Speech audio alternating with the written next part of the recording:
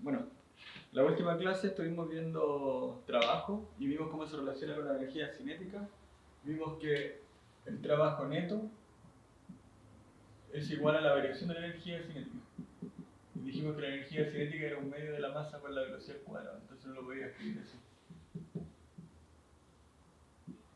Entonces la gracia de esto es que relaciona el trabajo, que es una cantidad escalar, con el cambio de rapidez. Entonces, lo que vamos a ver ahora, vamos a ocupar esta expresión para llegar a lo que se conoce como la conservación de la energía mecánica. Entonces, para hacer eso necesitamos un concepto antes, que es fuerzas conservativas. Fuerzas conservativas. Entonces, vamos a decir que una fuerza es conservativa si es que el trabajo que realiza esa fuerza solo depende del desplazamiento en la dirección, solo depende del desplazamiento y no de la trayectoria, ¿de acuerdo? O sea, ¿a qué me refiero con eso? Es que, por ejemplo, si yo tengo, si esta es una trayectoria, así, y esta es el punto A y el punto B, y si tengo ahora esta trayectoria, y de nuevo este es el punto A y este es el punto B, y ahora por ejemplo tengo esta trayectoria, y este es el punto A y el punto B, en los tres casos el desplazamiento es el mismo. Y si es que por ejemplo para hacer este movimiento está actuando una fuerza conservativa F, supongamos que F todo el rato apunta hacia allá, en todos los casos F apunta en la misma dirección, pongamos horizontal para allá. Entonces, si el trabajo en esta ocasión, el trabajo 1, el trabajo 2 y el trabajo 3 son iguales, entonces yo digo que la fuerza F es conservativa. Porque el trabajo no va a depender de la trayectoria, sino que simplemente del desplazamiento. Matemáticamente se escribe esto como que la integral cerrada es igual a 0. Entonces, cuando por ejemplo yo veo el trabajo que realiza el roce, algo, supongamos, tengo aquí este plano inclinado, cuando esta caja está acá arriba y baja, el trabajo que realiza el roce va a ser negativo. Y cuando vaya de aquí para arriba, va a ser negativo porque la fuerza es hacia arriba y el desplazamiento hacia abajo. Y cuando vaya hacia arriba, la fuerza hacia abajo y el desplazamiento hacia arriba, entonces vuelve a ser negativo. Entonces en ese caso, aun cuando la trayectoria es cerrada, es decir, va y viene, el trabajo no va a ser 0, va a ser cuando vaya bajando a negativo y cuando vaya subiendo vuelve a ser negativo. Así que si lo sumo, me va a quedar la resta del número negativo y va a ser más grande, no va a ser 0. Entonces la fuerza de roce, por ejemplo, no es una fuerza conservativa. Entonces, en este curso vamos a ver dos tipos de fuerzas conservativas. La primera es la fuerza peso y la segunda es la fuerza látigo. Entonces, vamos a ver algunos ejemplos, no lo voy a demostrar, pero sí vamos a ver algunos ejemplos de por qué la fuerza, uno dice que la fuerza de peso es conservativa. Entonces, veamos este ejemplo. Este ejemplo ya lo hicimos varias veces. Supongamos que yo tengo un plano inclinado. Tengo un plano inclinado así. Tengo aquí el ángulo alfa, aquí tengo una altura h, acá tengo una distancia d. Entonces, este ejemplo ya lo hicimos, y aquí tengo una caja n. El trabajo que realiza el peso en ese caso va a ser igual a mg, la fuerza, por el desplazamiento, por el coseno del ángulo entre ellos. Aquí el desplazamiento es para allá y la fuerza es para acá. Entonces ese ángulo que está ahí este es 90 menos alfa. Entonces me va a quedar por coseno de 90 menos alfa. Y coseno 90 menos alfa es igual a seno de alfa, mg de seno de alfa. Y mg de seno de alfa es h, entonces va a ser igual a mgh. Entonces cuando la caja baje por esta trayectoria, el trabajo va a ser mgh. Si en vez de este problema donde la caja desliza por el plano inclinado, yo suelto la caja, si yo la suelto y la dejo caer desde, supongamos desde la misma altura h, digamos esto vuelve a ser h, y la caja cae nomás, digamos esta es la caja, viene cayendo, y la aceleración de gravedad hacia abajo, entonces claramente va a quedar el trabajo, va a ser igual a la fuerza por el desplazamiento que va a ser h, la magnitud del desplazamiento, y el ángulo, fíjate que el peso es hacia abajo y el desplazamiento también es hacia abajo. Entonces va a quedar mgh por coseno de 0 y eso es mgh. ¿De acuerdo? Entonces, en el plano inclinado, el trabajo que hace el peso es mgh. Cuando lo suelto, vuelve a ser mgh. Y el último ejemplo nada más para mostrar que esta cosa, el trabajo que hace el peso es, ¿cómo se dice? Es conservativa. Imaginémonos que tengo la misma caja de alguna manera. Voy a hacer este ejemplo porque es un poquito más sofisticado. Entonces vamos a aprovechar de ocupar mejor la definición del trabajo a una fuerza variable. Supongamos que aquí tengo la caja y de alguna manera, digamos, aquí está la caja, y de alguna manera me aseguro que siga esta trayectoria. Y él se venga por acá. O por acá, me da lo mismo. Pero supongamos que viene por acá. Entonces, si viene a través de esta trayectoria semicircular, vamos a suponer que aquí G es hacia abajo. Y vamos a suponer que esto es H. Y este es el radio del círculo. ¿De acuerdo? Entonces, ustedes pueden ver, recordemos que el trabajo, en este caso la magnitud de la fuerza no va a ser variable, todo el rato mg. La fuerza todo el rato hacia abajo, así que es constante. Pero lo que va a ser variable va a ser el coseno del ángulo, porque cuando esté aquí, el peso es hacia abajo y el desplazamiento es tangente a la trayectoria. Cuando está acá, el peso y el desplazamiento van a ser paralelos. Cuando está aquí, hace 90 grados. Cuando está acá, también hace 90 grados. Entonces voy a ver que el ángulo va a ir variando. Entonces, el trabajo lo vamos a calcular con esta forma más general, que sería la fuerza punto desplazamiento. ¿De acuerdo? Dejo ponerle coseno del ángulo. Entonces veamos cómo encuentro ese coseno del ángulo. Cuando la caja vaya desde aquí, supongamos, hasta aquí,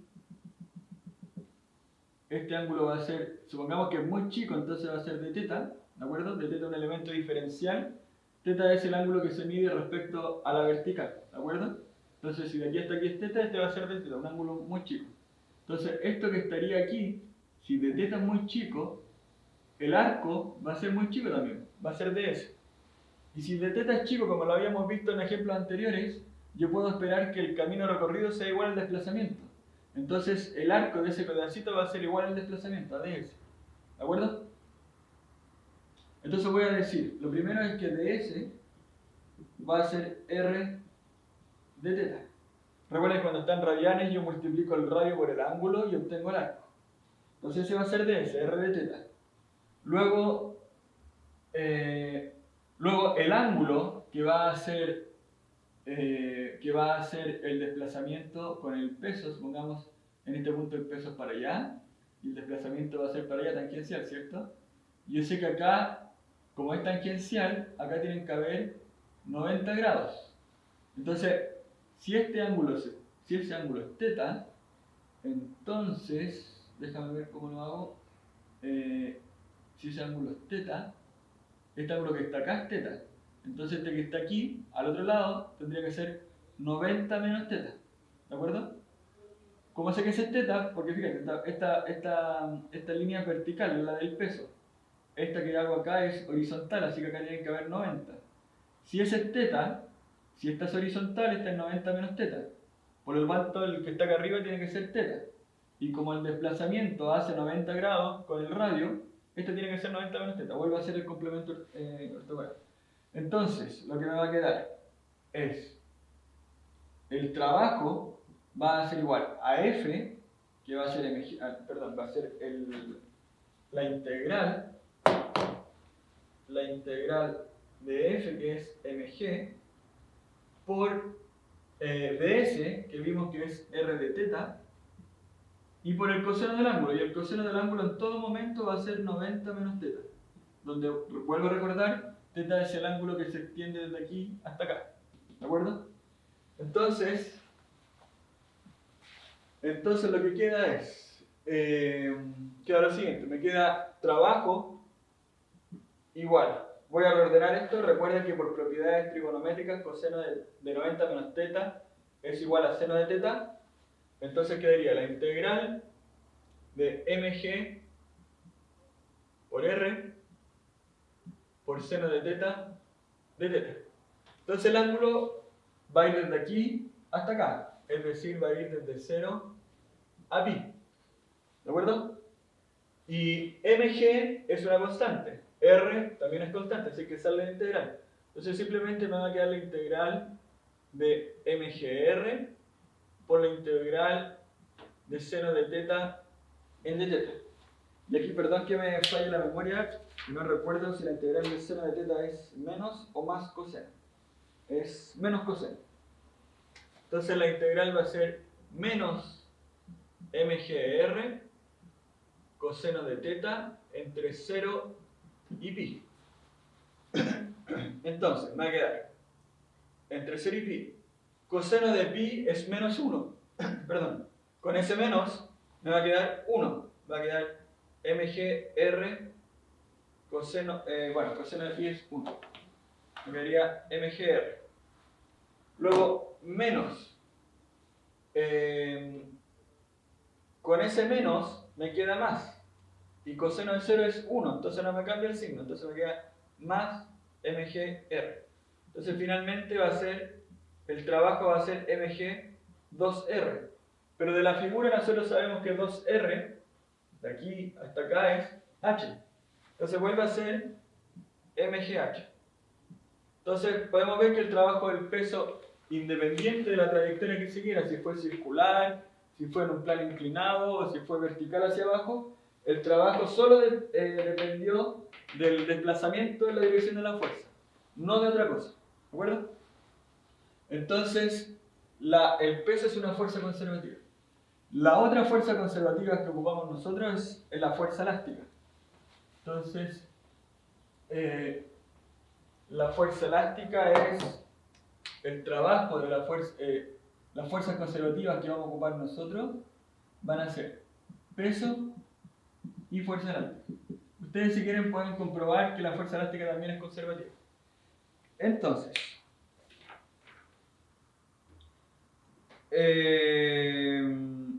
veamos lo siguiente. Entonces, a ver, para entender esto así como conceptualmente. Si yo agarro el peso de una fuerza conservativa, ¿cierto? Si yo realizo trabajo y subo, entonces esta cosa va a estar acá. Yo podría tener el borrador acá arriba durante 10 años, y si, digamos, toda la física se sigue comportando igual después de 10 años, yo saco la mano y esto va a bajar. ¿De acuerdo?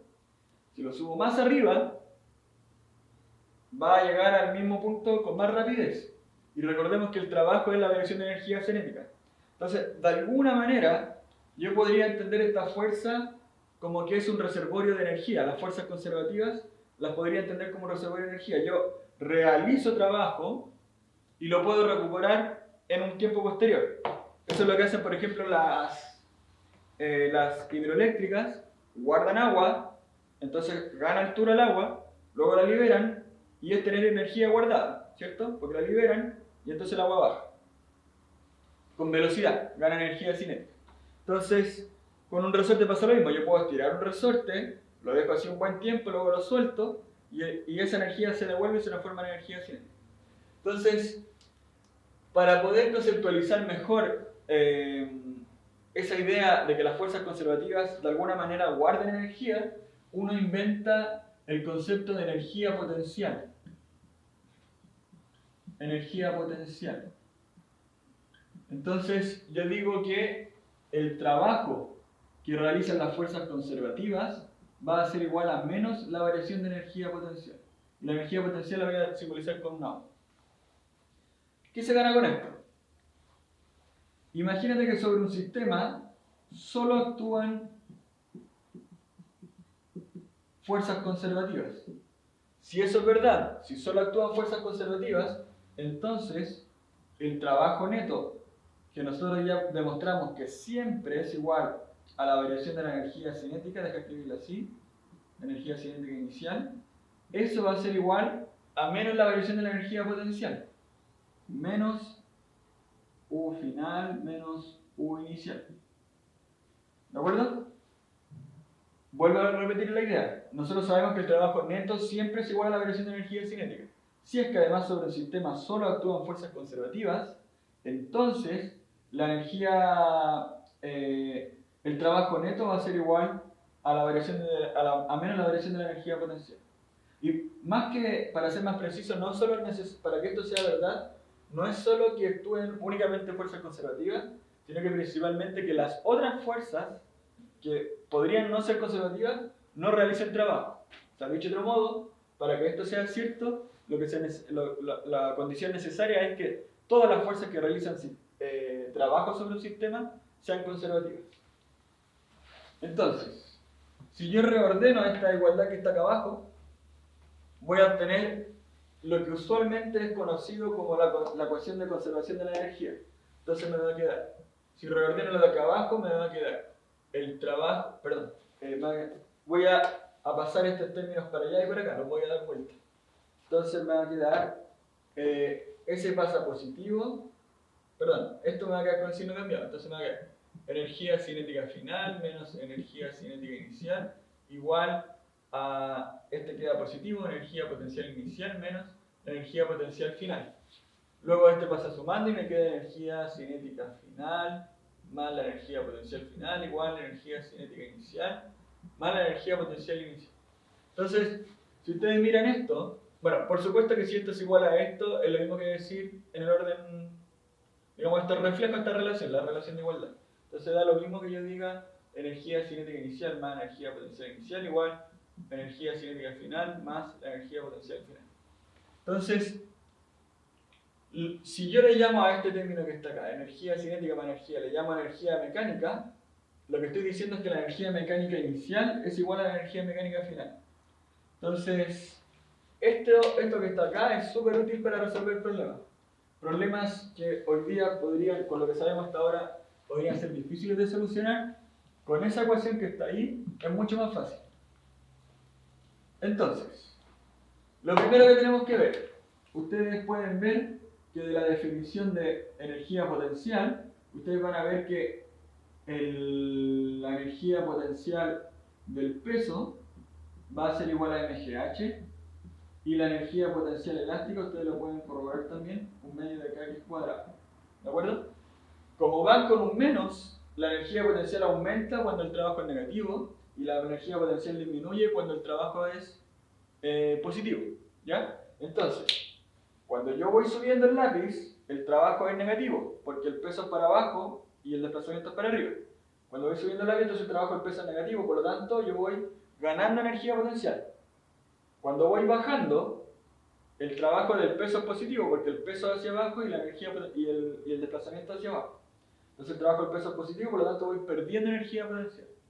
Entonces la idea es, cuando voy realizando un trabajo positivo, gano, y cuando voy realizando un trabajo positivo, pierdo, y cuando realizo trabajo negativo, gano.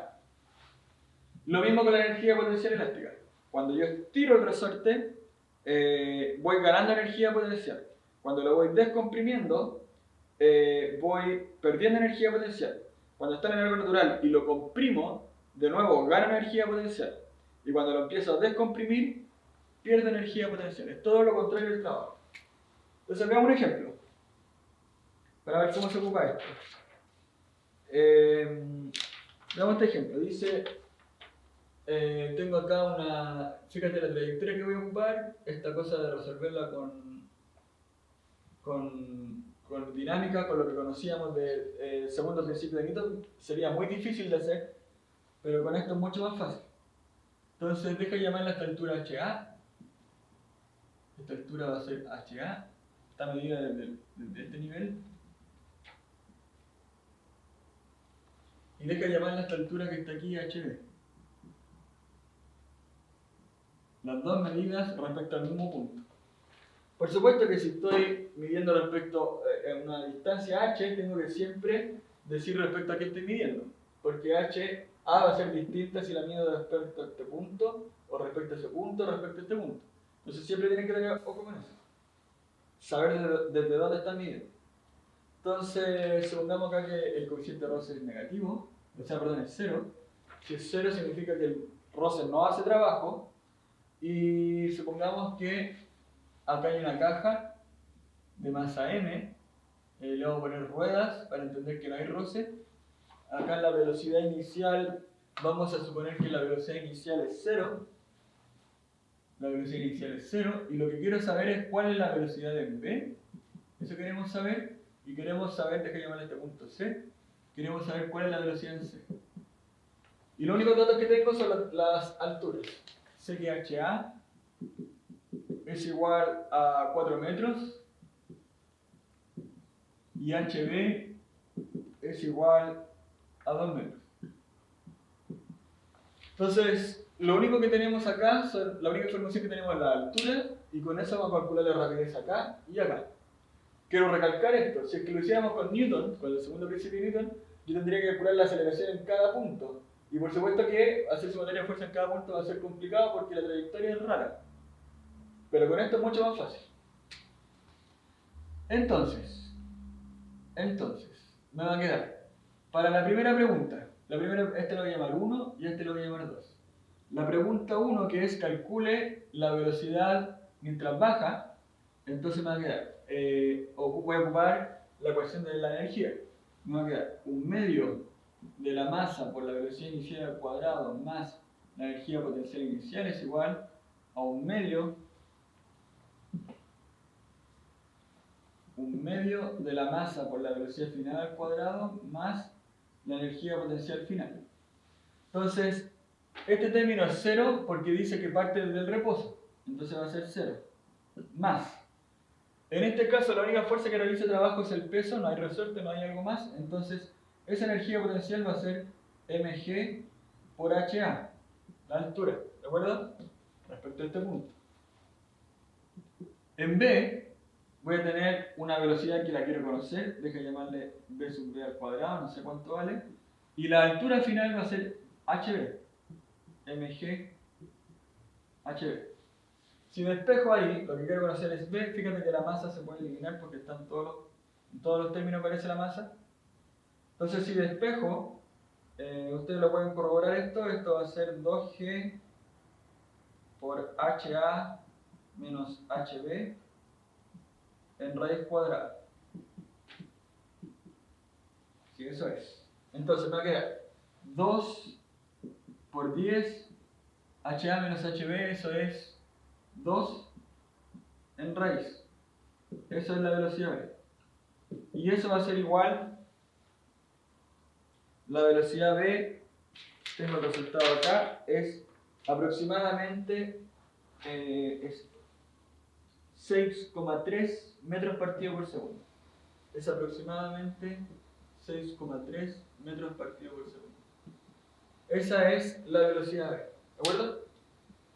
Entonces, lo único que uno se fija es cuál es la energía de inicio, cuál es la energía final, resuelve esta ecuación y se obtiene el resultado.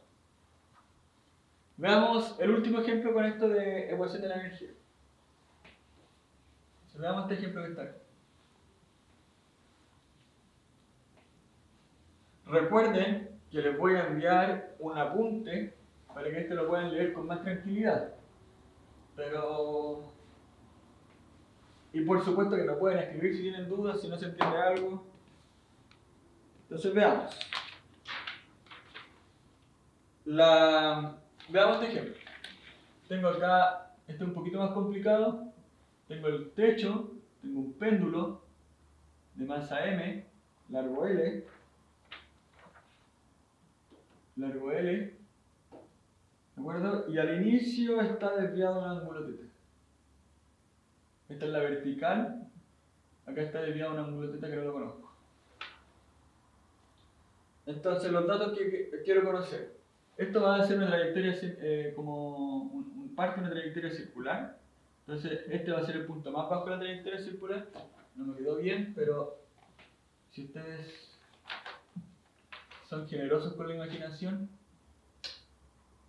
sería algo más o menos así. Deja llamarle este punto A. Entonces lo que quiero conocer es la velocidad. ¿Cuánto es? Y los datos que tenemos son θ es igual a 15 grados.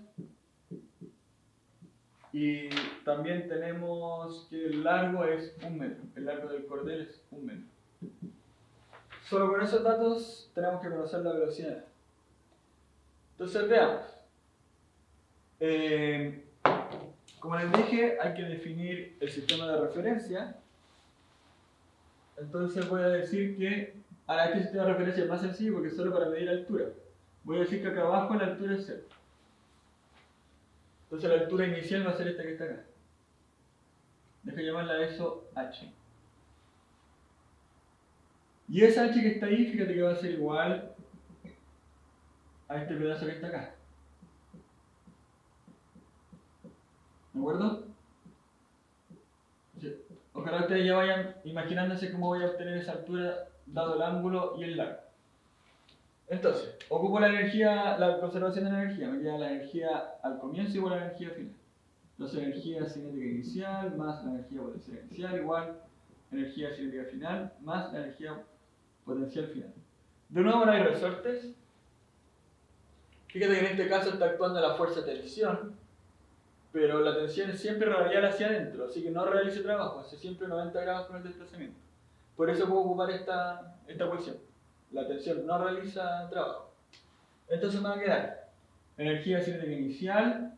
Deja suponer que esta cosa la soltamos. Vamos a suponer que la velocidad inicial es 0.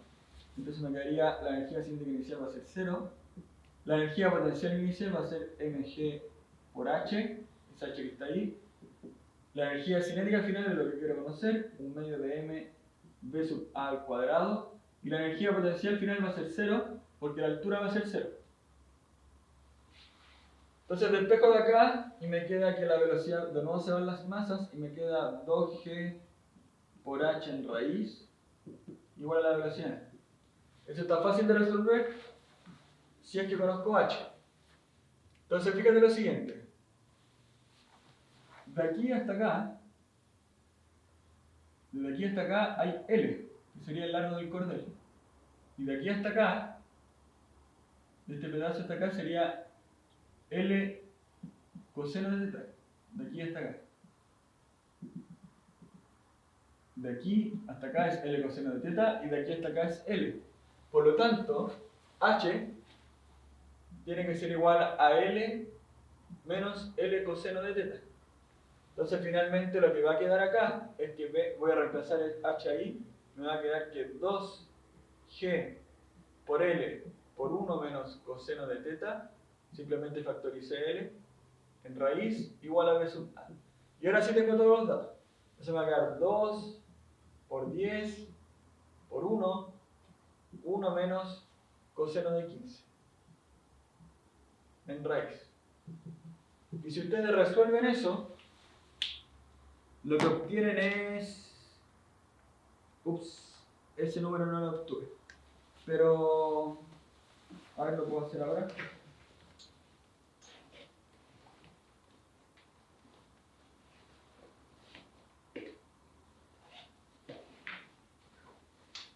Entonces quedaría 20 por 1 menos coseno de 15.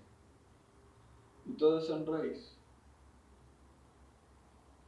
20 por 1 menos coseno de 15. Y esto en raíz da 0,82, más o menos da aproximadamente 0,82 metros partido por segundo. Eso es aproximadamente la velocidad. ¿De acuerdo? Eso es. Entonces, así se ocupa la idea de energía. ¿De acuerdo? Entonces, lo que es importante rescatar acá es la ecuación de energía. Para cuando ustedes la quieran resolver, tienen que ver cuál es la energía del inicio y cuál es la energía del final. Usualmente el inicio uno lo elige donde tiene los datos y el final lo elige donde está la incógnita. Es importante tener en cuenta la altura y es importante cuando uno calcula la energía potencial si va a ser elástica o gravitacional o las dos juntas. Entonces, revisen los apuntes que les voy a subir porque en esos apuntes les voy a poner ejemplos con energía potencial elástica también. Entonces, solo como para hacer un breve resumen de todo lo que hemos visto hasta ahora, desde el comienzo del curso, partimos con álgebra vectorial, luego vimos las leyes de Newton y dimensión de los cuerpos y luego juntando las ecuaciones de Newton con la cinemática obtuvimos las ecuaciones de energía. Entonces en la próxima clase lo que vamos a hacer es empezar a ver, vamos a devolvernos las leyes de Newton, pero esta vez vamos a considerar las dimensiones del cuerpo. Ya no me va a dar lo mismo desde la próxima clase, no va a ser lo mismo si una fuerza, por ejemplo, actúa la parte de atrás de una caja o la parte de delante de una caja, porque el efecto puede ser distinto. Entonces, eso lo vamos a ver desde la próxima clase. Chao.